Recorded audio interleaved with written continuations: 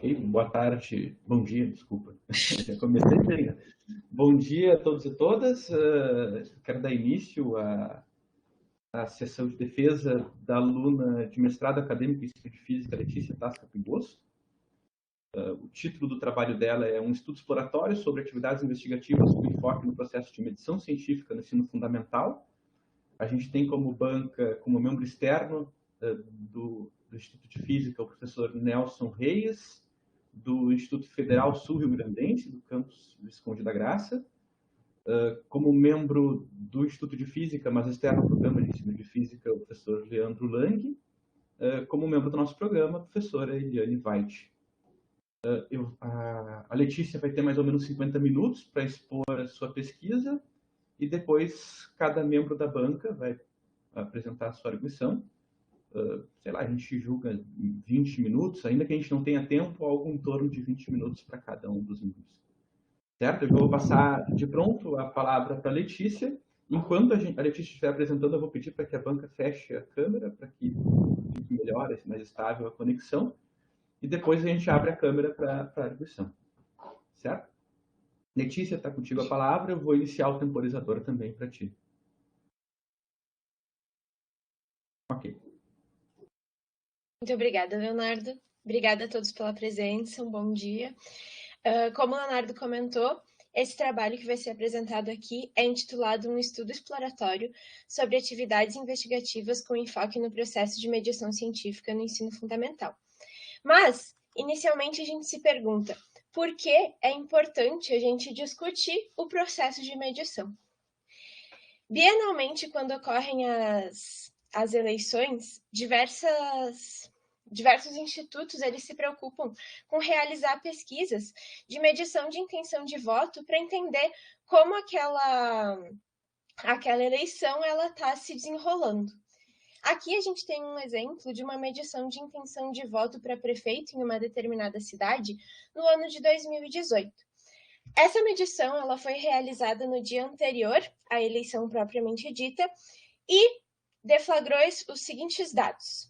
O candidato A teria 51% das intenções de voto, enquanto que o candidato B teria 49% das intenções de voto. Tendo em vista que essa eleição era uma eleição de segundo turno, o candidato A, se a eleição tivesse esse resultado, estaria ganhando as eleições. Esse resultado, a divulgação dessas medições de intenção de voto, causou uma movimentação do candidato A de cantar vitória naquele momento. Só que a gente pode ver aqui que essa medição ela tem uma incerteza de 3 pontos percentuais. Ou seja, a votação poderia variar entre 48% a 54% para o candidato A e para o candidato B de 46% a 52%. No dia das eleições, o resultado dos votos válidos foi o seguinte: o candidato A acabou perdendo com 45,37% dos votos, enquanto que o candidato B ganhou as eleições, se tornando prefeito da determinada cidade, com 54,63%. Essa variação, até mesmo no resultado das eleições, causou algum movimento entre a população, com até acusações de que aquela eleição teria sido fraudada, ou mesmo a votação teria algum erro. Para avaliar se a votação foi fraudada, a gente tem que cuidar algumas coisas, porque essa acusação é uma acusação muito séria. Então, a gente precisa avaliar na medição alguns pontos. Dentre eles, a incerteza dessa medição, que, como eu falei, seria de 3 pontos percentuais. Mas no momento em que a gente avalia a incerteza, a gente vê que a votação, o resultado da votação, ele superou a faixa de incerteza, tendo um valor diferente. A gente precisa também avaliar o intervalo de confiança dessa medição. O que é isso?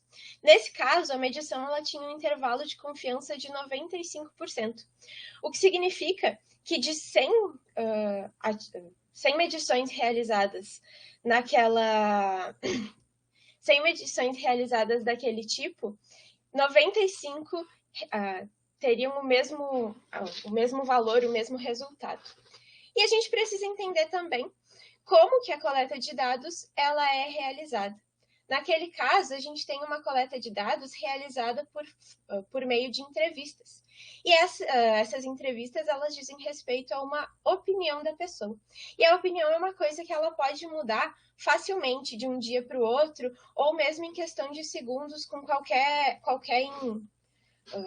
mudança na ideia da pessoa pode causar uma mudança de opinião.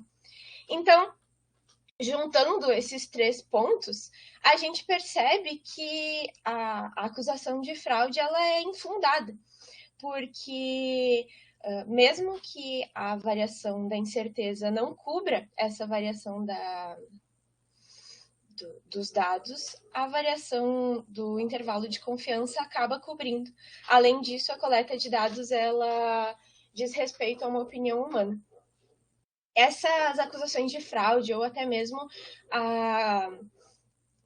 o candidato A ter contado vitória no dia anterior, demonstram alguma falta de entendimento a respeito do processo de medição. Além disso, existem outros exemplos que a gente pode perceber que a população ela peca no entendimento do processo de medição e de como ele é feito, de como o conhecimento científico se constrói.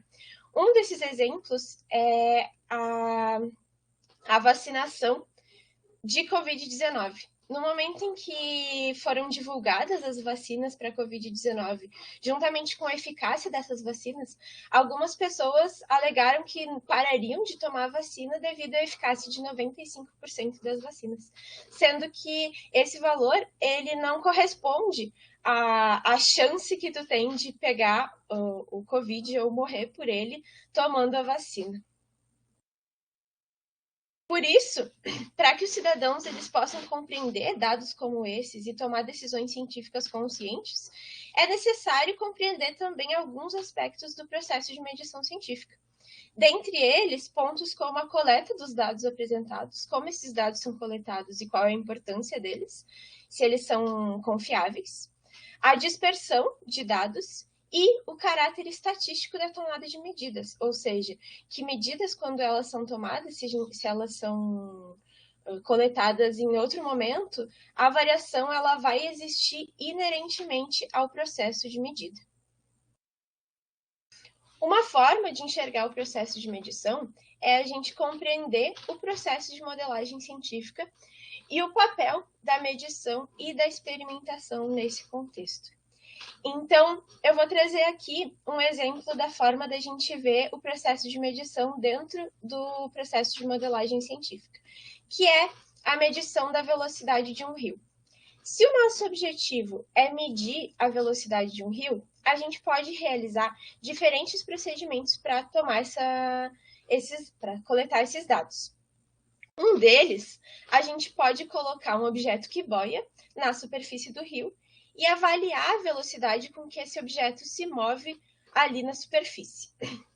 Porém, no momento em que a gente toma esse dado e aceita ele como representante da medição da velocidade do rio, a gente está realizando algumas idealizações. Por exemplo, se a gente tomasse o dado por outro procedimento em outro ponto do rio, provavelmente a velocidade do rio seria diferente, porque ela é influenciada por diversos fatores, como, por exemplo, a profundidade do rio naquele ponto. Se o rio é mais profundo, a gente vai ter uma velocidade menor. Se o rio ele é menos profundo, a gente vai ter uma velocidade maior. Só que isso não é levado em conta na medição da velocidade do rio nessa situação, porque não é o nosso objetivo avaliar a velocidade do rio em todos os pontos. A gente quer avaliar uma velocidade média do rio. E naquele caso, a velocidade do rio por meio da velocidade da boia, ela representa a velocidade com suficiente precisão. Então, a gente está usando uma velocidade média para representar a velocidade do rio como um todo. Além disso, a gente precisa entender também o conceito de velocidade para a gente conseguir entender o valor quantificado daquela velocidade. Porque sem possuir o conceito de velocidade e modelos representando a velocidade, a gente não consegue entender uma medição de velocidade. Uma das formas de entender o processo de modelagem científica em contextos didáticos é utilizando a modelagem didático-científica. Aqui, a gente optou por evocar a modelagem didático-científica de Heidemann, Araújo e White, de 2018, que é uma expansão teórica da modelagem didático-científica de Brandão, Araújo e White, de 2012. Só que eles dão maior destaque ao trabalho experimental. Como a medição ela faz parte do processo experimental, então a gente utilizou a modelagem didático-científica expandida. Eu vou retornar à modelagem didático-científica, mas é importante a gente entender nesse momento que ela é vista como um campo conceitual subjacente aos campos conceituais da física, por ser uma costura teórica entre as orientações epistemológicas de Bunge e a teoria dos campos conceituais de Vergniaud.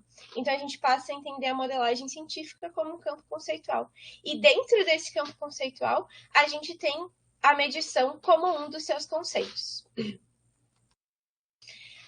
Então, a gente entende a modelagem científica como uma forma de abordar o processo de medição e a gente vai buscar proporcionar situações em que os estudantes eles devem tomar decisões sobre o processo de medição. Juntando a visão de Bunge para a modelagem científica e a visão de Vergniaud sobre como os estudantes eles aprendem, a gente tem a modelagem didático-científica que vai ser o nosso referencial teórico. E utilizando esse referencial teórico, a gente vai buscar responder as seguintes questões de pesquisa. São elas: como atividades fundamentadas na modelagem didático-científica podem contribuir para que os estudantes de ensino fundamental ampliem seus domínios do campo conceitual da modelagem, especificamente evoluindo em seus conhecimentos relacionados com o conceito de medição científica, e como situações do campo conceitual da MDC, particularmente relacionadas com o conceito de medição científica, contribuem para que os estudantes evoluam em suas concepções epistemológicas. Então, aqui a gente pode ver que os nossos objetivos, eles vão dizer respeito tanto a concepções epistemológicas dos estudantes, quanto ao processo de medição e questões procedimentais desse processo de medição. Para iniciar a resposta a essas questões de pesquisa, a gente buscou na literatura um guia para nos dizer como o processo de medição ele é tratado na literatura e quais resultados que foram obtidos com enfoque no processo de medição.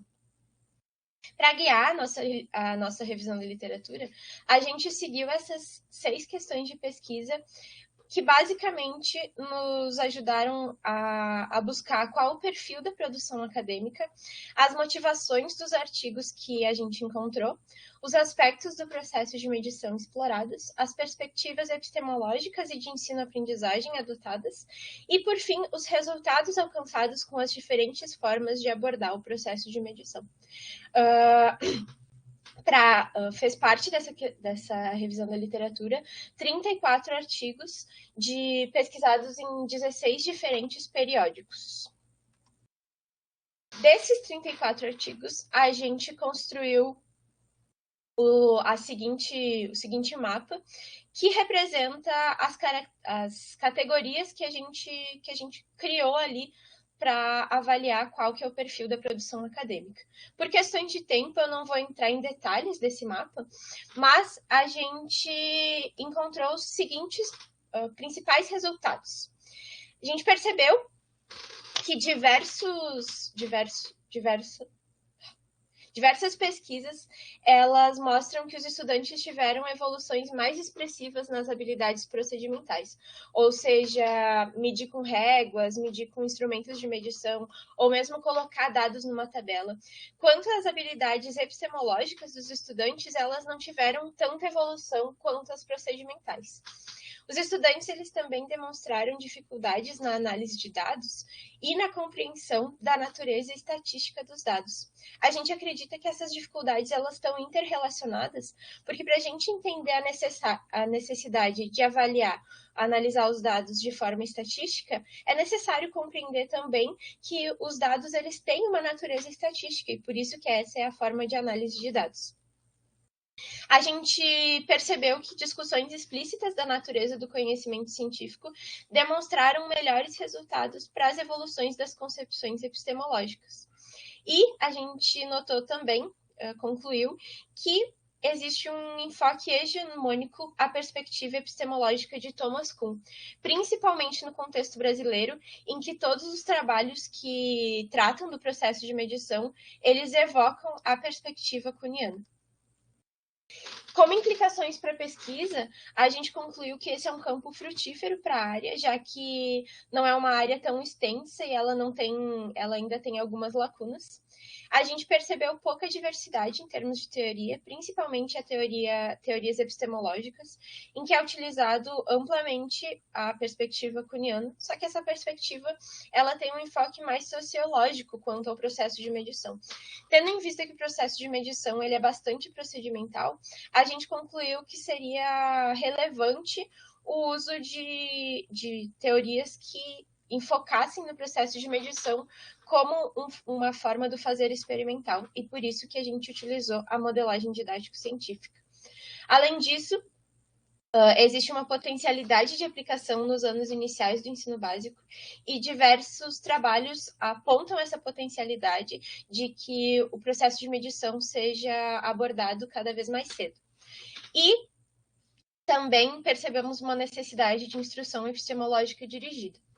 Essas conclusões, elas guiaram também a nossa metodologia de ensino, que para a construção dessa pesquisa, a gente desenvolveu 4 atividades com enfoque no processo de medição de 4 grandezas diferentes,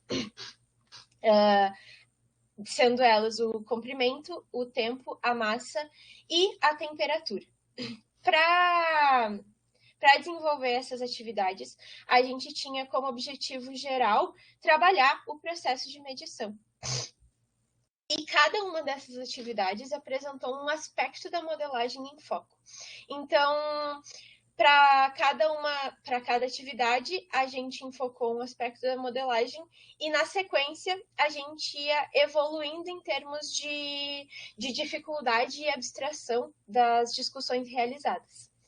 A gente pode ver aqui que a primeira atividade, intitulada Que Animal é Esse?, tinha como foco o caráter representacional do conhecimento e que conjuntos de dados podem ser representados por histogramas. A segunda atividade, intitulada Quem é mais rápido no gatilho?, tinha como foco a dispersão de dados experimentais e o significado de médias em conjuntos de dados. A terceira atividade, intitulada Medicando seu pet, ela trazia como foco principal a avaliação da precisão dos instrumentos de medida e como essa precisão ela influencia na realização das medições. E a última atividade, Faltou Bebida no Bar, ela trazia como foco a dispersão de valores de um conjunto de dados. A gente pode ver aqui que na quarta atividade, a dispersão de valores, ela também tinha sido foco na segunda atividade. Mas nesse caso aqui, a discussão ela foi mais ampla e um pouco mais complexa, já que os estudantes eles já tinham evoluído nas demais atividades. Para desenvolver essas atividades, a gente aplicou elas em 9 horas aula, em 2 turmas de 7º ano do ensino fundamental, em uma escola particular da cidade de Caxias do Sul. Eu atuei como professora e como pesquisadora, mas a professora regente da turma ela se fazia presente e ela estava ciente das atividades que estariam acontecendo. Para o desenvolvimento dessa pesquisa, ela, dentro da escola, ela se deu em 5 etapas. Inicialmente começou com uma observação e depois a sequência das atividades. A observação ela ocorreu em 15 horas aula e essa sequência didática ela ocorreu entre os meses de junho e agosto de 2021. a gente pode ver que nesse momento, se a gente relembrar, estava iniciando a diminuição das restrições contra a pandemia de Covid-19. Então, nesse contexto, as escolas elas estavam se adaptando ao processo de ensino híbrido, em que alguns estudantes eles estavam presentes em sala de aula e alguns estudantes se encontravam no ensino remoto. As observações elas se deram para que os pesquisadores eles entendessem como a escola está se adaptando ao processo de ensino híbrido, como as aulas poderiam acontecer e como os estudantes que estavam em regime remoto poderiam participar melhor das aulas e das atividades. É importante lembrar também que, nesse momento, algumas restrições de saúde ainda existiam, como, por exemplo, os estudantes eles não podiam trabalhar em grupo e a gente não podia ceder materiais para os estudantes, principalmente na escola, em que existiam restrições bastante rígidas para manter a saúde tanto dos professores quanto dos estudantes. Para guiar, como eu comentei anteriormente, para guiar o desenvolvimento dessas atividades, assim como o andamento da pesquisa, a gente evocou a modelagem didático-científica expandida de Heidemann, Araújo e Veit, de 2018, em que se constrói o campo conceitual da modelagem didático-científica, que é visto como subjacente aos campos conceituais da física. Dentro desse campo conceitual da modelagem científica, existem situações que dão sentido aos conceitos da modelagem, invariantes operatórios que são mobilizados para enfrentar essas situações e representações simbólicas que dão suporte aos invariantes operatórios.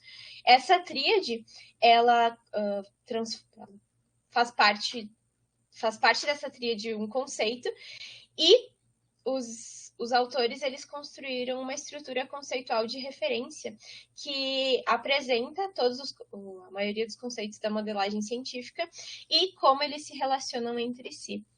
A MDC+, então, a estrutura conceitual de referência dela é essa. Por questões de tempo, eu não vou estar entrando em detalhes quanto à estrutura conceitual de referência. O que nos importa aqui é que a medição, ela aparece ali como um conceito, interrelacionado com todos os outros conceitos da modelagem didático-científica. Nesse caso aqui, a gente tem a medição como uma das 3 operações empíricas realizadas no processo de experimentação, que são experimentos, observações e medições. E as operações empíricas, elas abrangem o delineamento investigativo e são amparadas em modelos teóricos auxiliares. Para representar um pouco melhor como as medições elas estão amparadas nesses modelos, eu vou trazer aqui o exemplo de um termômetro. Quando a gente vai realizar a medição por meio de um termômetro, a gente precisa levar em conta alguns pontos. Hoje em dia, a gente utiliza termômetros digitais, mas não há muito tempo atrás, os termômetros mais utilizados eram os termômetros de mercúrio. E esses termômetros de mercúrio, eles funcionavam da seguinte forma. No momento em que o termômetro ele entrava em contato com o corpo que estava sendo medido, o mercúrio ele dilata. Então, essa dilatação linear do mercúrio, ela determina o valor de temperatura que o termômetro está. Então, para realizar a medição da temperatura, é necessário que por trás da construção do termômetro tenha a definição de temperatura, mais especificamente, o modelo de dilatação linear, então, para a gente entender como a temperatura se relaciona com a dilatação do mercúrio, a gente precisa estar amparado no modelo de dilatação linear. E também é necessária a construção de uma escala, para que seja possível quantificar a temperatura devido a uma variação de comprimento. Dessa forma, a gente pode ver aqui que as medições elas se relacionam tanto com modelos teóricos auxiliares, quanto com modelos teóricos de referência que norteiam o delineamento investigativo. Além disso, a construção de instrumentos de medição também sofrem idealizações e aproximações. Por exemplo, no termômetro de mercúrio, o material que envolve mercúrio é o vidro. A idealização inicial é que o vidro ele não dilata, ou que a dilatação do vidro não influencia na medição de temperatura. Porém, no momento em que a gente realiza medições de temperatura que tem uma variação muito alta, ou medições de temperatura muito altas, o vidro ele vai acabar dilatando e vai acabar influenciando nessa medição. Então, a gente precisa estar ciente das idealizações e das aproximações para realizar uma medição científica coerente com os nossos objetivos. Dessa forma, baseados na modelagem didático-científica, a gente construiu a sequência didática, cujo objetivo geral seria proporcionar situações-problema para que os estudantes eles compreendam o processo de medição. Eu vou exemplificar aqui com uma das atividades. A atividade Acabou a Bebida no Bar. É importante lembrar que essa foi a última atividade aplicada na sequência didática, então algumas discussões elas já eram mais abstratas do que as discussões que seriam feitas na primeira atividade. Como todas as outras atividades, essa aqui, ela inicia com uma situação-problema para que deflagre as discussões que serão feitas. As discussões são feitas em formas de perguntas e respostas, em que, por meio das respostas dos estudantes, a professora faz novas perguntas que ajudam no desenvolvimento dos conceitos por parte dos estudantes. A questão aqui seria: você é o dono de um bar e, por um descuido seu, acabaram todas as bebidas geladas. Como você poderia gelar as bebidas mais rápido para poder voltar a servir os seus clientes? Então, o objetivo geral dessa situação em específico seria proporcionar situações-problema para que os alunos compreendam a dispersão de valores de um conjunto de dados. Para iniciar o desenvolvimento da resolução do problema, a gente precisa se perguntar algumas coisas. Uma delas seria: o que define a rapidez com que algo resfria? É importante lembrar que aqui a gente está trabalhando com estudantes de 7º ano, então eles ainda não tinham tido contato escolar com o conceito de temperatura. Então, algumas discussões sobre temperatura tiveram que ter feito parte da professora. E como resfria mais rápido quando ele está em contato com algo mais gelado. A gente não levou em conta o conceito de calor específico justamente pelo nível de instrução dos estudantes. Conta o conceito de calor específico justamente pelo nível de instrução dos estudantes. Por meio do conceito de equilíbrio térmico, a gente sugeriu a solução do problema sugerida foi misturar sal e gelo e colocar aquela bebida nessa mistura. Por que misturar sal e gelo? Porque no momento em que o sal ele é colocado no gelo ou colocado na água, é realizada uma solução de NaCl. E para que essa solução ela possa se tornar uma solução, ela precisa de muita energia. E essa energia ela é retirada do sistema, fazendo então com que o sistema gelo e sal tenha uma temperatura muito baixa. Mas a pergunta é: como a gente pode concluir que essa solução encontrada vai resolver o problema? Ou como que outras soluções podem se comportar nessa situação? Para isso, foi necessário realizar medições de temperatura. Como eu comentei anteriormente, as medições de temperatura não puderam ter sido feitas pelos estudantes, justamente por causa das restrições pela pandemia de Covid-19. E o que a gente fez, então, foi disponibilizando essas medições de temperatura. Assim, tanto os estudantes que estavam em aula, quanto os estudantes que estavam no ensino remoto, eles poderiam visualizar o que estava acontecendo ali, que estavam no ensino remoto, eles poderiam visualizar o que estava acontecendo ali e como essas medições foram feitas. Após as medições de temperatura, foi necessário o processamento dos dados coletados e a comparação desses dados para avaliar mesmo se essa solução resolveria o problema que a gente encontrou. Ela desenvolveu uma tabela com todos os dados coletados e apresentou essa tabela aos estudantes, com algumas discussões, como, por exemplo, o que esses dados significam, com a tabela aos estudantes, com algumas discussões, como, por exemplo, o que esses dados significam, como a gente pode visualizar melhor esses dados e qual desses valores seria o representativo dos valores qual seria o representativo de um valor que diz se eu resolvi o problema ou não. A partir desses dados, a gente construiu um histograma. Os dados é bastante expressivo. A gente tem uma variação de menos 13 a menos 6 graus.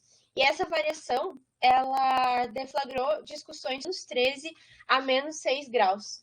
E essa variação, ela deflagrou discussões como por que essa dispersão ela é tão expressiva, o motivo seria o uso da temperatura, né? Que a temperatura ela tem uma influência muito forte com o ambiente. E se a coleta de dados fosse feita de forma diferente, se essa dispersão seria menor. Outras discussões que podem ser feitas é o uso do valor médio nesse quesito e o fato de que o valor médio ele não é sempre o valor mais medido. Ele pode até mesmo ser um valor de pesquisa, então a gente utilizou como metodologia de pesquisa as orientações de Robert Shinn, de 2005 e 2011, e esse trabalho ele trata-se de um estudo de caso exploratório, holístico, em 2011, e esse trabalho ele trata-se de um estudo de caso exploratório, holístico e de caso único. O nosso caso é uma turma de 7º ano do ensino fundamental. Como eu comentei anteriormente, a gente aplicou as atividades em 2 turmas, porém, por conta de logística, a gente escolheu uma das turmas e a escolha se deu pela turma que teve mais respostas nas tarefas de aula. Tivemos 21 participantes. A escola era uma escola particular de ensino básico, então a escola contava com todos os níveis de ensino da cidade. Então, esse bairro é um bairro muito fechado, em que a comunidade é uma comunidade do próprio. Esse bairro é um bairro muito fechado, em que a comunidade é uma comunidade do próprio bairro, além de bairros vizinhos, que são bairros também rurais. Então, a comunidade ela é muito próxima da escola e ela participa ativamente das decisões que a escola toma. Os estudantes eles tinham idade entre 12 e 13 anos, o que faz com que a comunidade e os pais eles participam ainda mais na educação desses estudantes. A dinâmica das aulas se deu em 2 horas aula por semana na disciplina de ciências. A disciplina de ciências curricular tem 3 horas aula para os estudantes, mas a hora aula foi usada pela professora de ciências para que ela seguisse o conteúdo curricular. Os estudantes eles participaram no regime de ensino híbrido e os estudantes que estavam em ensino remoto participaram pelo Google Classroom. Participaram porque era necessária a presença deles, contava como falta, mas a maioria deles não participava ativamente, poucos abriam o microfone, ninguém abria a câmera, então a participação dos alunos no ensino remoto deixou a desejar. E os estudantes, eles tinham uma atividade extra-classe por semana. Essa atividade, ela fez parte da metodologia de ensino e da metodologia de pesquisa, então ela foi utilizada para avaliar a evolução dos estudantes em aula e também foi utilizada como resultado de pesquisa. Para cada atividade realizada, por exemplo, na primeira atividade, que ocorreu durante uma semana, ao final da semana eles precisavam responder essa atividade extra-classe também pelo Google Classroom. Quanto à coleta e análise de dados, a gente guiou a nossa coleta em termos de 4 categorias. Dentre elas, o domínio dos estudantes sobre o conceito de média em uma medição científica sobre o conceito de incerteza. E as concepções dos estudantes a respeito da construção do conhecimento científico e da natureza do conhecimento científico. Para coletar os dados, a gente usou diversos instrumentos de acordo com as orientações de IN, para que a gente tenha conclusões mais fundamentadas. A gente utilizou a gravação em áudio das aulas, a avaliação das tarefas de aula que eles realizaram, a gente realizou entrevistas com 10 estudantes e gravou em áudio essas entrevistas. E também a pesquisadora manteve um diário de bordo, que foi utilizado como instrumento de coleta de dados. Para guiar a nossa coleta de dados e para que os dados coletados pudessem responder mais, para que pudessem responder melhor às nossas questões de pesquisa, a gente construiu uma tabela em que existem exemplos de questionamentos realizados aos estudantes. Como, por exemplo, aqui, a gente tem o eixo de análise do sentido e significado do conceito de média.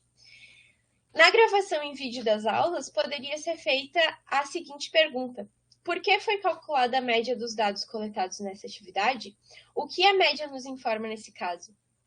Com essa pergunta, a gente poderia avaliar como os estudantes eles interpretam o conceito de média, quais invariantes operatórios que eles evocam para responder essa pergunta e como eles veem a necessidade da média naquela situação que está sendo explorada. A gente também teve questionamentos guia para as tarefas de aula e para as entrevistas. Aqui a gente pode ter ver um exemplo de um questionamento na entrevista com o objetivo de avaliar as concepções dos estudantes sobre a natureza do conhecimento científico, que seria: o que você acredita ser o trabalho de um cientista? Com essa pergunta, a gente poderia avaliar como os estudantes eles veem o processo de construção da natureza do conhecimento científico e da construção do conhecimento científico. E a gente poderia avaliar também como eles entendem as situações que a gente proporcionou para eles, como eles entenderam na situação da natureza do conhecimento científico. Para analisar os dados, a gente seguiu as orientações de IN, em que a análise de dados qualitativos pode ser feita nas 5 seguintes etapas: compilação, desagrupamento, reagrupamento e interpretações e conclusões. Para a compilação, a gente iniciou com as transcrições dos dados em áudio e a organização dos dados escritos. E essa etapa ela serve para que os dados fiquem organizados e para que o pesquisador ele tenha ciência de todos os dados que ele tem e de quais serão os próximos dados para análise, quais serão os próximos passos para essa análise.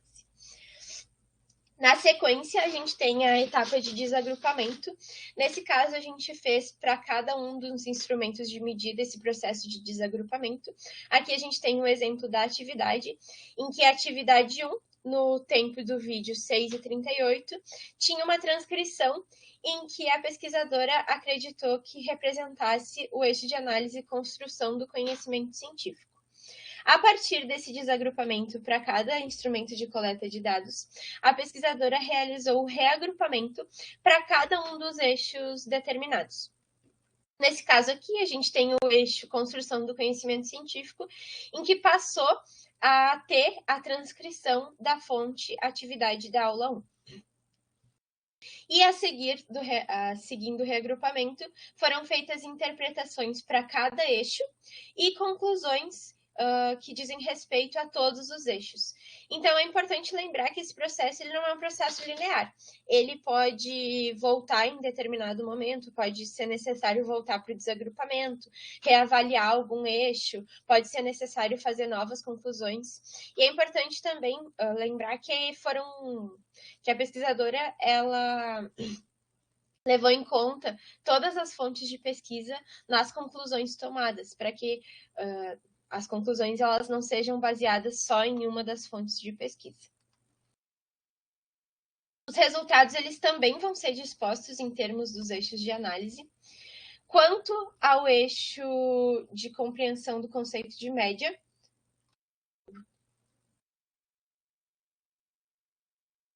a gente tem o domínio dos estudantes sobre o conceito de média em uma medição científica. A gente entendeu que os estudantes eles evoluíram na sua compreensão de que medições possuem uma flutuabilidade natural. Como exemplo aqui, a gente pode ver um trecho da entrevista da estudante 5, em que a entrevistadora ela pergunta: o que é a média de um conjunto de dados? E a estudante respondeu: Ela, no caso a média, não seria tipo 2 números diferentes, seria um número para representar vários. Aqui, ela evoca o fato de que a média ela representa um conjunto de dados e que a gente precisa tomar diversos dados para concluir qual que seria a média do conjunto de dados. A gente também concluiu que os estudantes eles evoluíram no seu cálculo de médias. Então, a gente também retirou aqui um trecho da entrevista, nesse caso da estudante 20, em que a entrevistadora também perguntou o que é a média de um conjunto de dados, e a estudante respondeu: é tu pegar todo o conjunto de dados, né? Tipo, tu fez, por exemplo, umas 30 medidas e somar tudo e dividir por 30, né? Nesse caso, a gente tem 2 exemplos dessa pergunta sobre média, em que representa exatamente metade dos estudantes. Metade dos estudantes que foram entrevistados evocaram o cálculo das médias e a outra metade evocou o fato de que a média ela representa o conjunto de dados.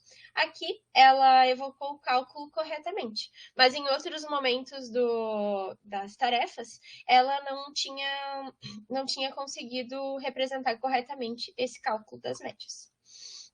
A gente também percebeu que os estudantes eles evoluíram na compreensão de que são necessários conjuntos de dados para medições. Como, por exemplo, aqui a gente tem uma questão em que solicitava que os estudantes indicassem quantos dados de uma grandeza coletados em uma pesquisa hipotética eles coletariam e justificassem a escolha. O nível, a sequência dos níveis foi definida pelos pesquisadores e a distribuição das respostas, a gente pode ver aqui que o nível 3, que é o nível mais avançado, ele teve mais respostas conforme a sequência das tarefas. Essa pergunta ela foi feita tanto na tarefa 1, quanto na 2, quanto na 4. E na tarefa 4, a gente teve 6 estudantes que responderam classificados no nível 3, enquanto que na tarefa 1 a gente não tinha nenhum estudante que se classificava nesse nível. Assim, a gente podendo ver uma evolução dos estudantes. A mesma coisa a gente pode ver uma evolução do número de estudantes classificados no nível 0, em que na última tarefa a gente tinha só 3 alunos classificados no nível 0. Quanto ao conceito de incerteza em medições científicas, a gente percebeu que os estudantes eles evoluíram no reconhecimento de que a incerteza existe a partir do instrumento. Como, por exemplo, aqui, a gente tem uma passagem da atividade Que Animal é Esse?, em que a professora exemplifica uma medição e pergunta que se com uma régua os estudantes eles poderiam concluir que aquela medição ela deu o resultado 9,112 centímetros, por exemplo. E os estudantes demonstraram algum choque naquela sugestão da professora, respondendo: nossa, Sora, não pode. Depende da pessoa e de qual instrumento estiver usando. Então, eles demonstraram reconhecer de que a incerteza, a precisão do instrumento, a precisão ela é determinada pelo instrumento e que cada instrumento tem a sua própria precisão. Porém, os estudantes eles demonstraram dificuldades para reconhecer incertezas e determinar valores de incerteza. Aqui a gente pode ver um exemplo da tarefa 1, em que os estudantes eles deveriam medir o comprimento de um objeto, determinar a incerteza desse objeto e discutir como eles realizaram essa determinação de incerteza. E nenhum estudante atingiu o nível 3, que seria no caso de determinar corretamente a incerteza e discutir corretamente como foi determinada a incerteza. 3 estudantes conseguiram determinar a incerteza, mas foram incapazes de discutir como eles fizeram essa determinação. E a gente acredita que os estudantes eles construíram uma relação muito forte de incerteza com o sentido da palavra portuguesa, da palavra na língua portuguesa. Então, no momento em que era evocado o conceito incerteza, os estudantes eles relacionavam com o fato de dúvida, de não ter certeza daquela medição. Como, por exemplo, aqui a gente tem um trecho da entrevista com o estudante 21, em que a entrevistadora perguntava: o que é a incerteza de uma medição? E o estudante responde: incerteza é quando tu não tem certeza absoluta de que é tal resultado que deu. E tu precisa, tu vai fazer várias coisas até ter certeza de que é tal resultado. Então, ele evoca ali 2 vezes que é necessário ter certeza, que a incerteza ela vem do fato de não ter certeza. Isso não é necessariamente errado, porém, eles acreditam que é só um estado da medição e que não pode ser associado um valor àquela incerteza. Além disso, a gente percebeu que os estudantes eles demonstraram descontentamento com o uso da matemática e que talvez seja esse o motivo deles não terem evoluído tanto no conceito de incerteza. Porque, segundo aqui o comentário no diário de bordo da professora para a atividade Que Animal é Esse?, ela chama a atenção de que quando ela apresentava a necessidade da realização de um cálculo, os estudantes eles ficavam chateados e faziam comentários como: agora eu vou precisar saber matemática básica para isso. E ela demonstra que eles perderam um pouco o objetivo da aula no momento em que ela evocou o uso da matemática. Quanto às concepções dos estudantes a respeito da construção do conhecimento científico, a gente percebeu que os estudantes evoluíram na compreensão do processo científico como um empreendimento humano e lento. Então, como, por exemplo, aqui a gente tem um exemplo de um trecho da entrevista da estudante 14, em que o entrevistador pergunta: você acredita que as aulas que tivemos mudaram a sua concepção de ciências em algum ponto? E a estudante responde: sim, principalmente no processo. Eu pensava que o processo das conclusões que se chegavam era muito fácil, sabe? Era muito rápido. Mas uma vez você falou que fez uma pesquisa e demorou quase 1 ano, acho, né? E nossa, mudou tudo, porque eu pensava que tu fazia pesquisa, achava um problema rápido e depois só mandava. Mas não, é muito demorado, tem que ter revisão, tem que ter coisa e tal. Então, aqui a gente percebe que os estudantes eles passaram a entender o processo da construção do conhecimento científico, porque eles passaram a entender que é necessário revisão, que as respostas elas não são tão diretas como eles imaginavam e que existe todo um processo, além de construção, existe um processo também de medição dentro das conclusões. A gente também percebeu que os estudantes evoluíram na concepção do conhecimento científico como representação da realidade e que essa representação ela envolve limitações e incertezas. E aqui a gente pode ver um exemplo também da atividade Que Animal é Esse?, em que os estudantes evoluíram já na própria discussão. No início, a professora pergunta: como tu vai descobrir de que felino se trata? E a primeira resposta é: pesquisando. E conforme foi passando o tempo e conforme foi passando a discussão, os estudantes eles foram sofisticando as suas respostas, como, por exemplo, o estudante 19, ele fala que ia tentar usar uma fórmula para retratar aquela situação, para representar aquela situação. Enquanto que a estudante 6, ela diz que, além de representar aquela situação por meio da medição, ela ia comparar com outros animais. Então, a gente pode ver que essas discussões, elas possibilitaram, criaram situações para que os estudantes evoluíssem na concepção do conhecimento científico como uma representação da realidade.